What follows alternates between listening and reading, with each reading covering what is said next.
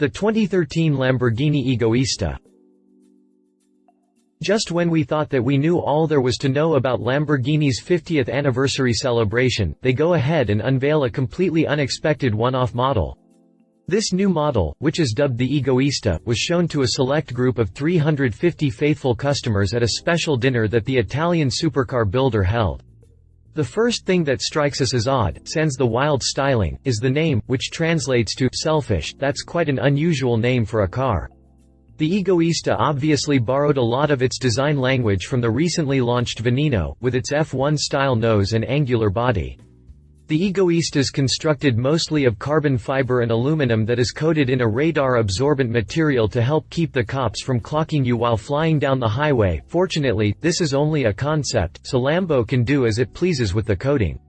Orange highlights the car in various areas, including the super-styled wheels and inside the intakes. The oddest of the orange accents is the orange-tinted front windshield. Click past the jump to read more about the Egoista update. May 13, 2013, Lamborghini has released additional information and images of the Egoista. See more after the jump. Exterior. The exterior of this concept became even wilder once Lamborghini released the official images. As you can see from the overhead image, the F1-style nose is even more exaggerated than it originally looked, as this concept takes on a UFO meets the Batplane look. Up front, the Egoista features a carbon fiber trunk lid, a pair of LED headlights that seem to glare at you with evil intentions, and well-formed air intakes that are both functional and elegant. The hard angles you see from the front end are at first a little scary and rather overwhelming, but after examining them, you'll find that they are actually well done and flow well with the theme of the car. From the profile view, the Egoista takes on a more Lamborghini-like look, though it is still rather extreme. The diving nose leads into the large glasshouse that rises upward to allow the driver to enter or exit the cabin. Just aft of the rear wheels, there is a large air intake with an orange highlight on the inside. Around the back side, things pick back up where the front end left off. The LED taillights are nearly as sinister looking as the LED headlights, making the likes of Ferrari and Maserati quiver just at the thought of passing this beast. Above the two outer taillights are the two air flaps that raise and lower, as needed, to keep the back end planted to the asphalt. Just below the vertical center-mounted taillight are orange highlighted exhaust exits.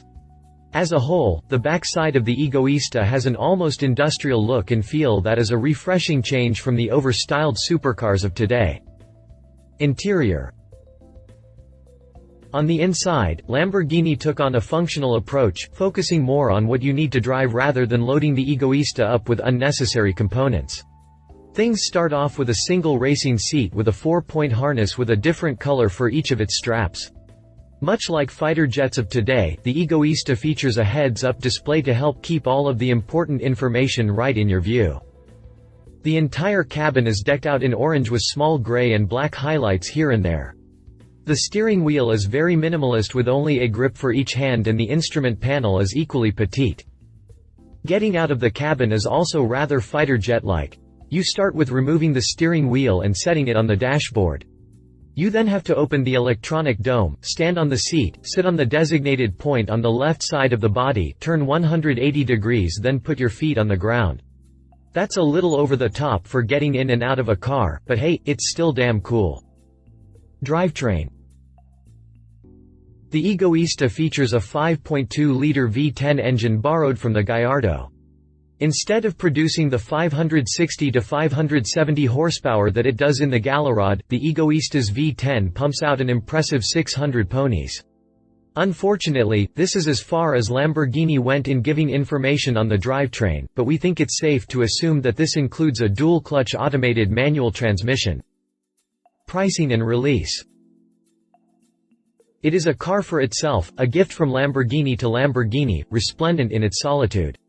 The Egoista is pure emotion, never land, which no one can ever possess, and which will always remain a dream, for everyone, was the exact quote from Lamborghini in reference to the Egoista.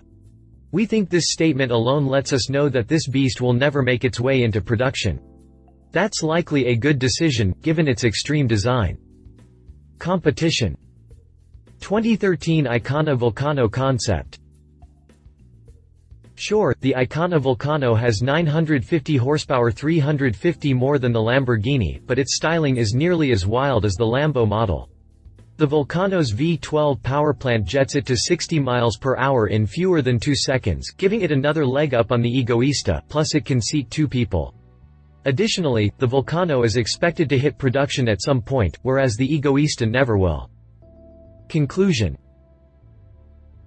Okay, so the Egoista has no chance of making production and the details are not complete, but it's still a cool concept. It's essentially a fighter jet on wheels, so that's gotta be worth something, right? Love it. 600 horsepower wild, outside-the-box styling likely performs very well. Leave it. No true performance specs released, only a concept completely inefficient as a passenger car. If you liked this video, please share your thoughts in the comments below and don't forget to hit the subscribe button.